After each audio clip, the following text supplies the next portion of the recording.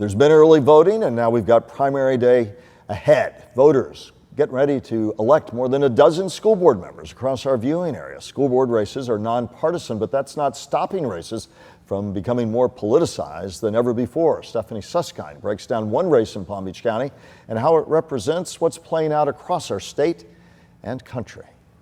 School board members have become much more well-known over the past few years as parents flooded meetings during the pandemic, often criticizing their decisions. One of the most vocal in Palm Beach County was Angelique Contreras, who is now running for the District 4 school board seat, covering parts of Lake Worth Beach, Boynton, and West Palm. I know that there's always major headlines about me, but I'm just an average American that really just wants the best for my children and your children as well. Her opponent is incumbent Erica Whitfield, running for her third term. There's nothing more important to me than quality schools, and I feel like I've done a very good job these last 8 years representing the community, and I'd very much like to continue that work. Across the state, politics are playing a greater role in school board races than ever before, with Governor Ron DeSantis even endorsing some candidates.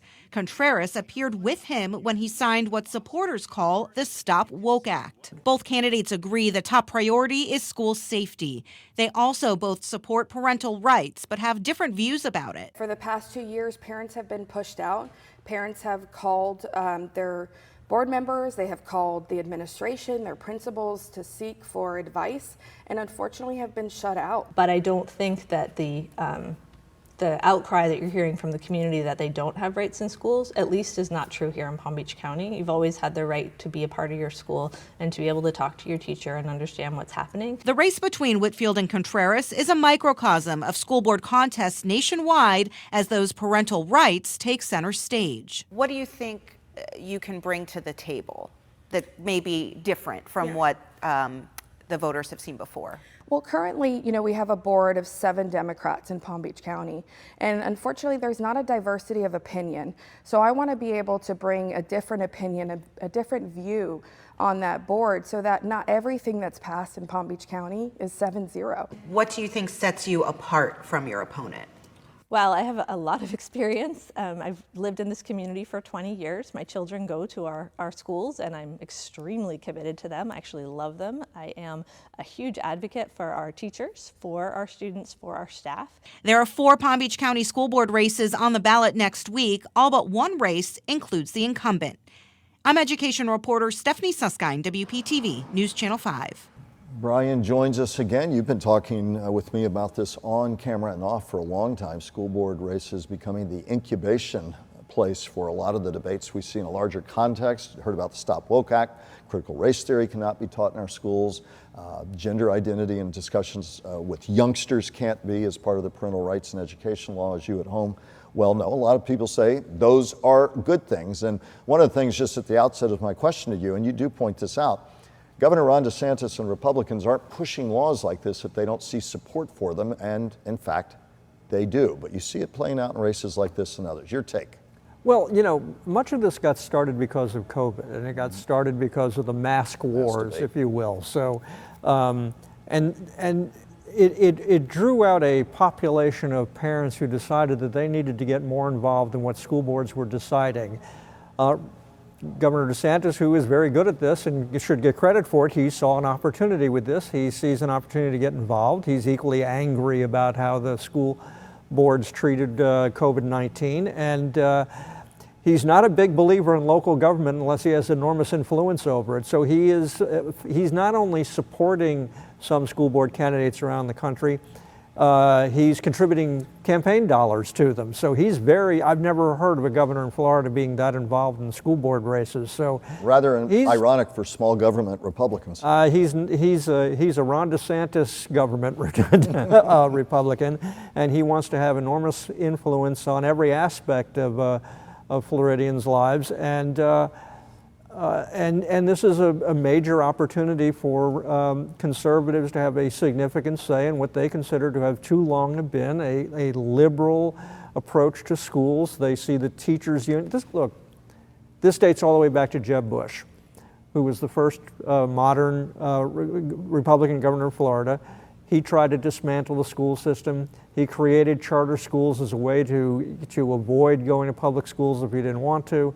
He was always angry at the teachers' unions, and that kind of thinking is carried on, and now we're seeing it being fulfilled. He's probably thrilled today. Let's take a look at the primaries. Of course, Governor DeSantis, with a $100 million plus war chest, has built a lot of his reputation on his fight against mask and mandates. These culture war issues flying high in the polls right now. He'll wait and see who he takes on, Charlie Crist or Nikki Fried on the Democratic side. Mr. Crist, of course, congressman and former governor. She, the agriculture commissioner. Talk briefly about the Democratic primary, what you're looking for, what you'll key on Tuesday night, and we'll take a look at some of the other stuff going on. Well, I think the biggest thing that we're going to see Tuesday night is whether or not the Democratic Party has decided that they have had enough of Charlie Crist. Been there, done that, time to move on to somebody new who hasn't been there, done that as much as Charlie Crist has. And that's probably the biggest advantage that Nikki Fried has. There's a growing group of Democrats in Florida and across the country who basically say that the senior Democrats need to step aside and let the new ones in. Charlie Crist is an aggressive, strong campaigner. He's raised more money than Nikki Fried. He's been able to get out there and advertise more. But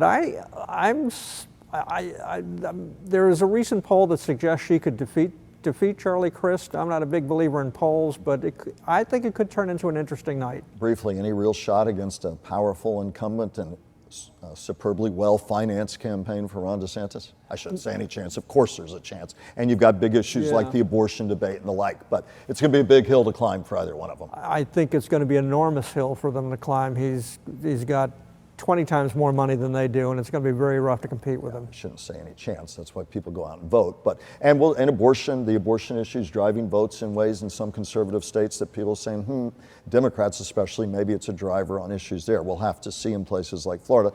Marco Rubio and Val Demings, you wouldn't even think there are primaries there. We'll be getting ready for that to tee off. But she, of course, will keep an eye on her on Tuesday night. But look ahead to the Demings-Rubio race. Every ad she has is already leapfrogged ahead to November. Yeah, Marco Rubio has always struck me as somebody who's in the Senate because he lost out on his chance to run for president and told voters he was not going to run for another term. And then I think he looked around and couldn't find anything better to do, so he's sticking around in the Senate.